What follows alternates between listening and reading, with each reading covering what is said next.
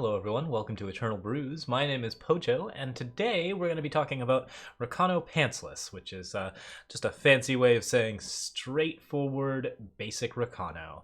And we're going to be talking about a version that I used to accelerate up the ladder to Master in November.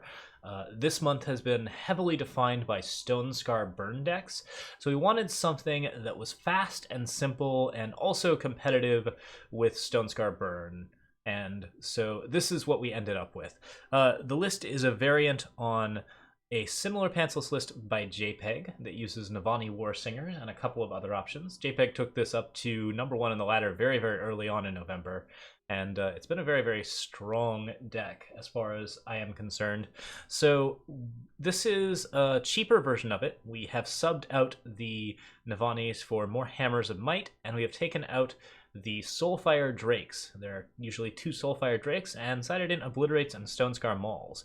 And there are some other mild modifications as well, but for the most part this is just really, really straightforward Recono, and mostly pretty self-explanatory. Now this is the most popular Rakano deck is known as Rakano Pants, and the basic idea behind it is that if you are playing Recono, you play a bunch of units and then you put pants on them. So you give them weapons and just attack in for lots and lots of damage, make a really, really aggressive play.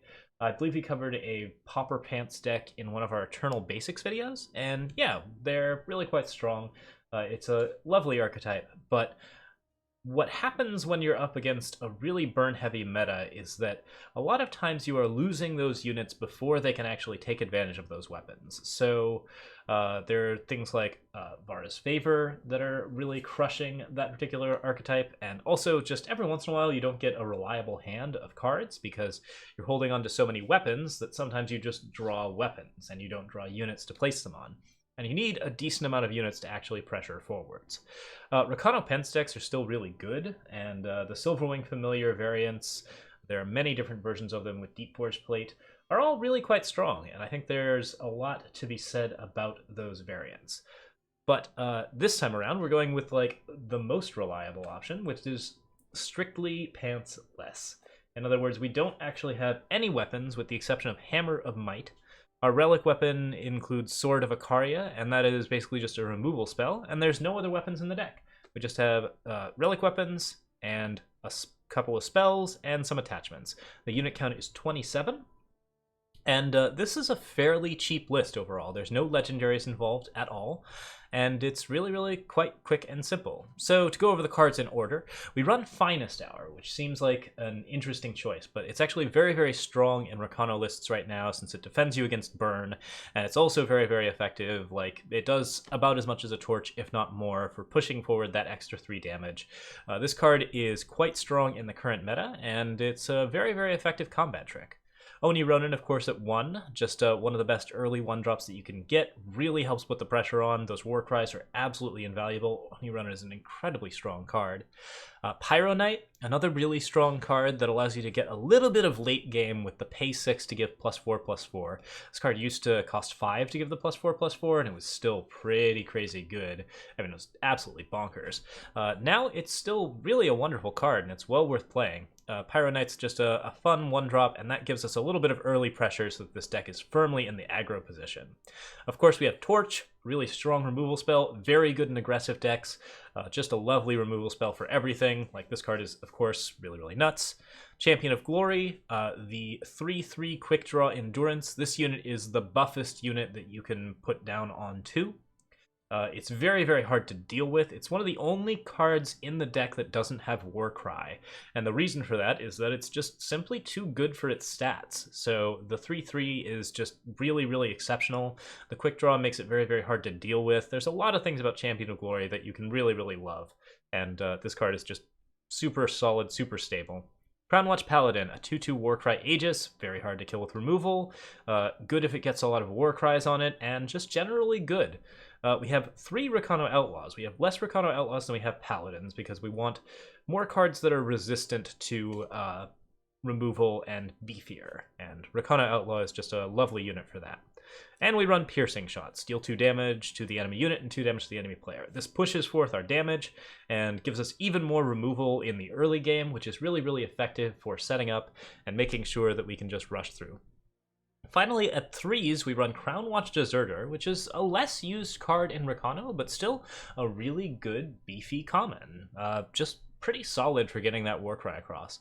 I wouldn't define this card as really strong, but it adds a level of redundancy and a level of power to this deck that is quite effective, and it's very, very hard to deal with for some decks. The hybrid colors actually make it pretty hard to kill by Annihilate and other things, and I think that's part of the reason why this deck sees success with Crownwatch Deserter.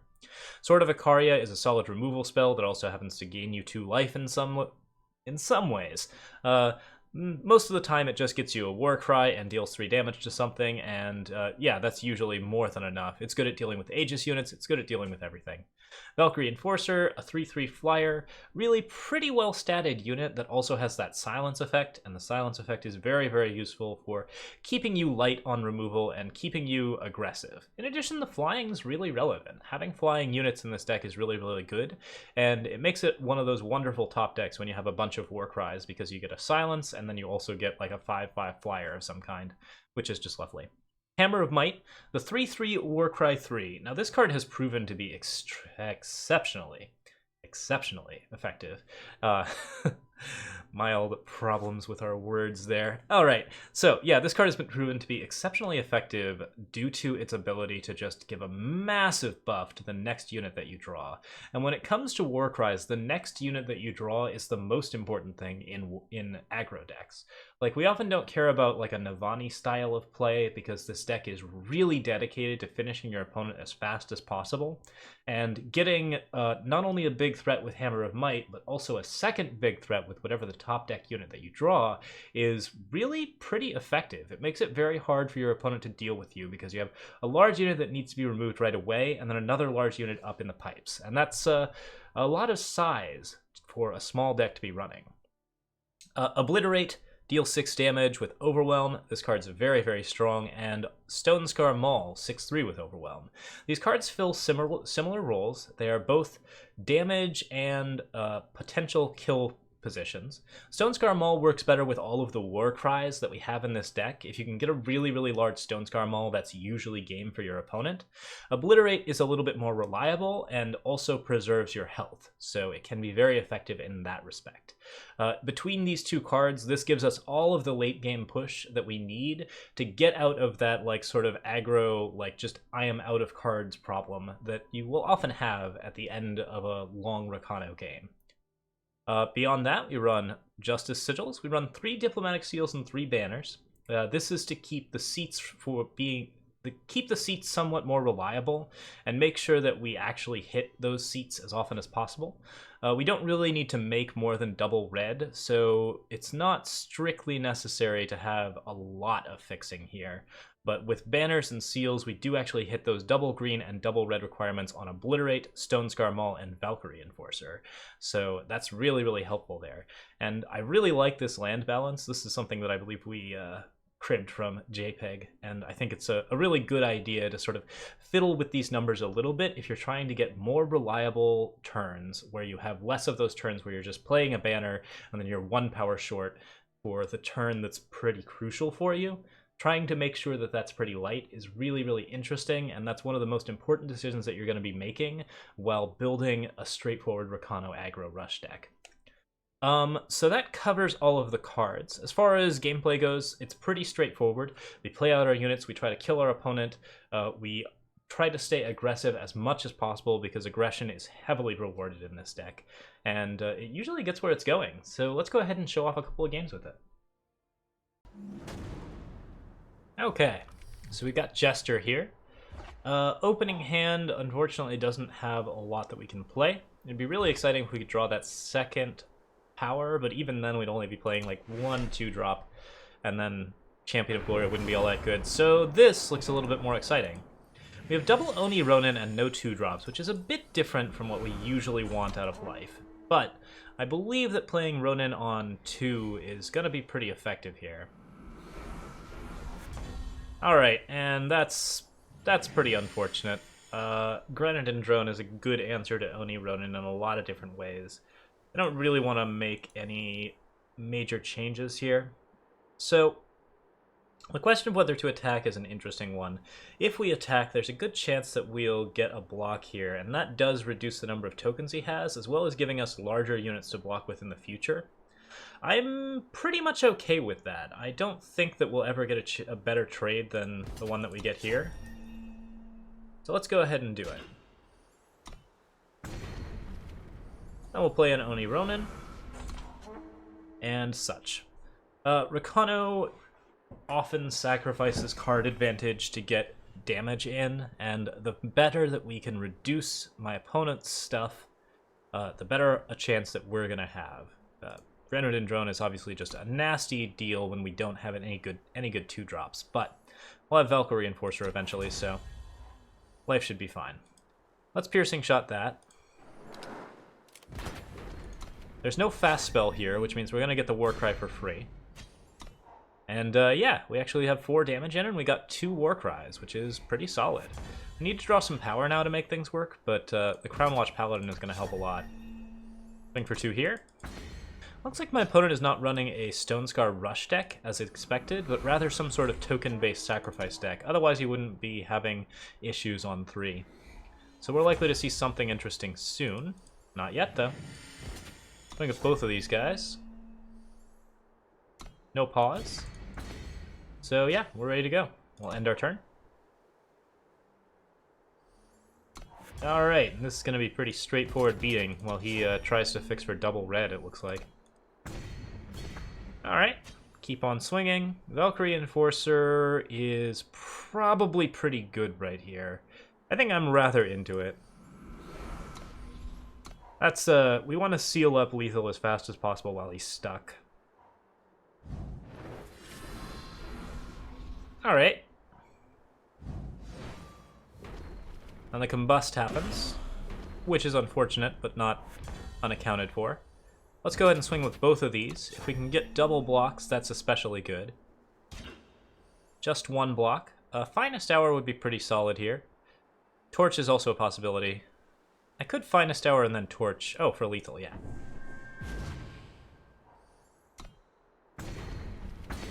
And there we go.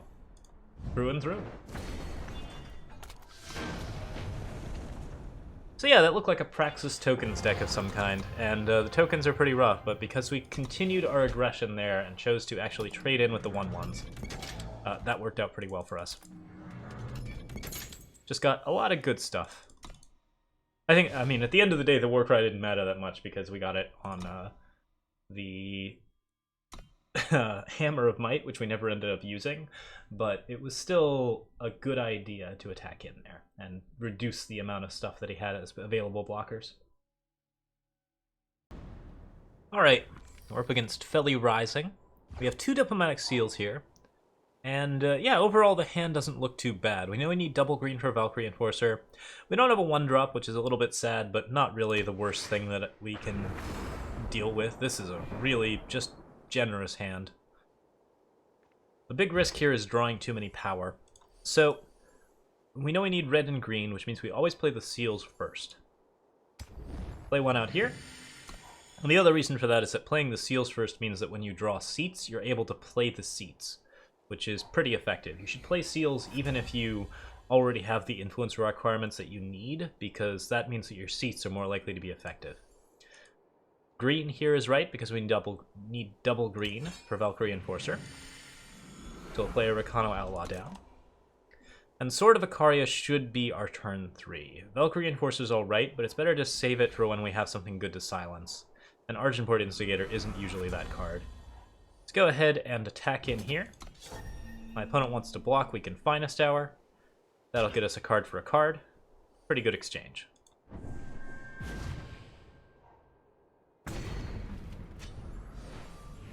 There was a case to be made for Sword of Icaria there, and I think that it might have actually been right, because Sword of Icaria would get us double Warcry, and that's a little bit better in terms of overall development.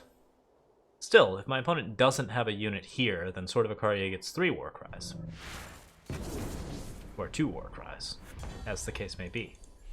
Alright, so we'll sword here. My opponent's playing Feln Control with Argenport Instigator, which is really interesting. We know he doesn't have a second Static Bolt because that Static Bolt only dealt 2 damage, so if he's going to hit me with anything, it's going to be a Lightning Strike next turn. Or maybe he'll play something big. We'll see. Impending Doom? You're just going to stay put and Lightning Strike me? Herald's Song. So, Herald's Song is a common enabler for Reanimator decks. We'll see what he discards here before we are certain of what he's playing. Discarding another Herald's Song. Well, it looks like if he's trying to reanimate something, he hasn't actually gotten to it yet. So let's go ahead and attack in.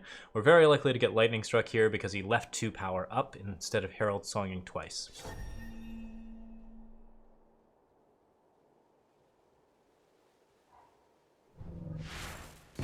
And that's entirely worth it. We traded a card for a Lightning Strike, and we got 2 War Cries out of that card. And one of them goes on this Champion of Glory, which, as it turns out, is a really solid target for Lightning Strike. In addition, Champion of Glory is immune to Annihilate, which makes it a tough card for my opponent to deal with in a lot of different ways. Yeah, he had to spend a feeding time on it, which is 4 for 2 in terms of exchange, but I didn't spend any power this turn, so, you know, questionable either way. Since he's powerless again, that's a good time to play it on Sword, because now we aren't going to get hit by a Lightning Strike, and we're once again going to get double War Cries out of our Sword. And this has been a weird game so far. We haven't had like the huge aggro rush that we usually get out of these decks. Instead, we have something a little bit spookier. Alright, Recurring Nightmare for 1 is totally fine. I'm actually going to let it through here, because we can get him to waste 3 power on Recurring Nightmare this turn, and 3 power on Recurring Nightmare next turn, and he's still not going to get the weapon. In fact, I might even be able to get him to waste even more if I play down a Valkyrie Enforcer right now. Let's play down one of the small ones. Maybe the big one was better, because a Static Bolt draw is a 3 damage Static Bolt.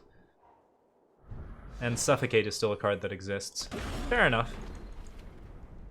Alright, so we'll go ahead and let him attack in here with his Recurring Nightmare. But we're not going to lose the Sword of Icaria to that nonsense. He'll have to Haunting Scream us. Alright. So swing for 3 here. Valkyrie Enforcer at 4 seems pretty good since we block a Haunting Scream. The other option is Crownwatch Paladin, which is seriously good pressure. I think I'm more interested in protecting this sword than I am with anything else. And I'm guessing the last 2 cards in his hand aren't simultaneously Death Strike and Haunting Scream. I could be wrong, though. Feeding Time, then Haunting Scream? Direwood Beastcaller. Alright, well, Direwood Beastcaller is a card that we'd rather have alive than dead. But we're not going to get our wish here, so we might as well just kill it. That way we get our Warcry in, and our Crownwatch Paladin. Now this is riskier, because a Haunting Scream is pretty devastating to us at this point, but it's the only top deck he has left, and because we're actually on a path to victory, this is really, really effective for us.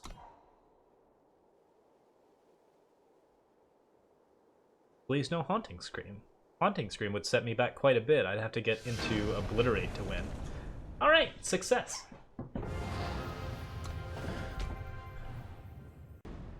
Alright, one more for posterity. We have Oni Ronins and Pyroknights. What a lovely hand this would be if we had red. Unfortunately, we do not have red, so we should, in fact, side it back in. Alright, this looks pretty solid as well. 1, 2, 3 is numbers that you're definitely looking for. Being able to play your power efficiently on turns 1, 2, and 3 is the crucial pick, the crucial decision-making process for making sure that you have the right hand. And if you're off like 1 stock mana, then you're usually okay.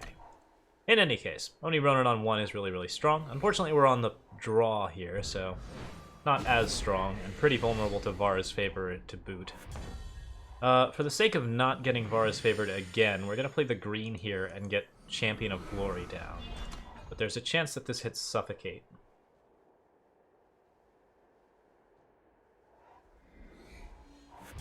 I would have also liked Pyroknight as a 1-drop, but, you know, we'll live. Diplomatic Seal here. is not correct. Usually you play Diplomatic Seals out first so that your seats make sense, but I would prefer to get the double red here so that I have that 3 damage. I'll just attack in. And I think it's better to develop Crownwatch Deserter than it is to develop Sword of Icaria onto an empty board, although that's pretty questionable either way. Let's go with the Crownwatch Deserter. Developing weapons can be very effective, but my opponent's also empty on power, which means if we develop the weapon straight into a lightning strike, that's, you know, a way that he actually gets to use the power that he wasted this turn. Alright, so Suffocate gives us Crownwatch Deserter. That's out. Now we sword. Didn't get anything hit. Cool. And we Pyroknight. We hope that he doesn't have any Vara's Favors in reserve. Looks like Annihilates here. Okay. So this guy is neatly dodging most of his removal, and this appears to be a slow found control deck of some kind.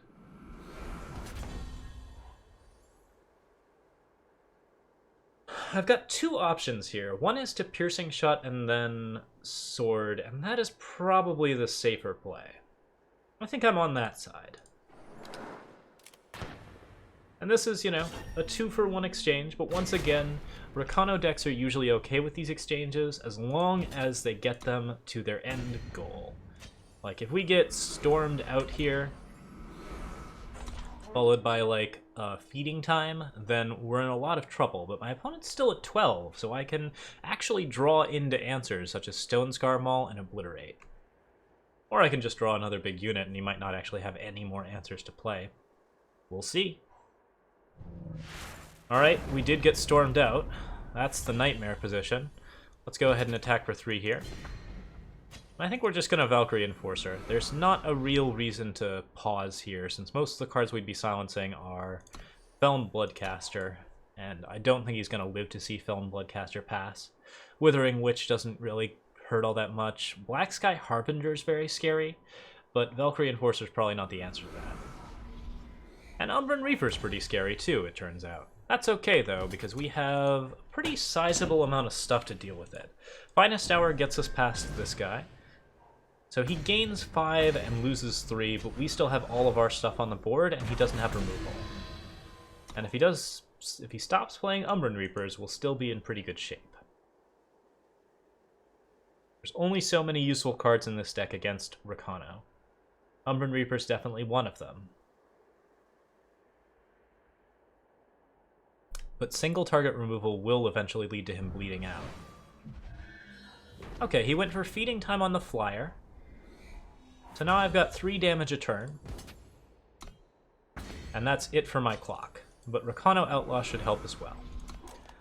I would like to have some War Cries stacked up at this point, but unfortunately Champion of Glory was the only card that survived. Still, he's got a lot of single target removal, and the single target removal isn't quite enough to get past the raw aggression here, because he's gonna top deck some other stuff. Alright, keep playing the field. The further that we swarm, the less likely he is to have an answer. Celestial Omen here. Ooh, that's bad. I think the most likely pick is Black Sky Harbinger, and Black Sky Harbinger gains him 4 health and also gives him just a really nasty swing against us. We're probably going to have to get an Obliterate or a Stonescar Maul to fix this. Even a Sword of Icaria would help.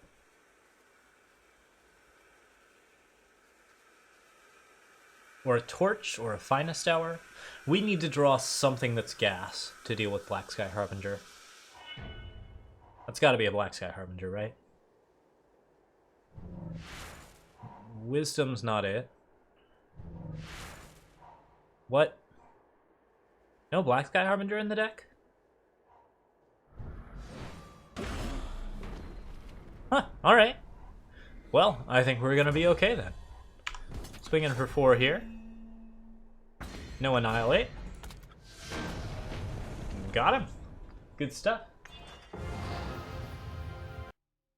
Rakano's a staple deck for getting started, and if you want to vary it up with a couple of legendaries, here's a version run by Jpeg, which was Master, I believe, in the month of November.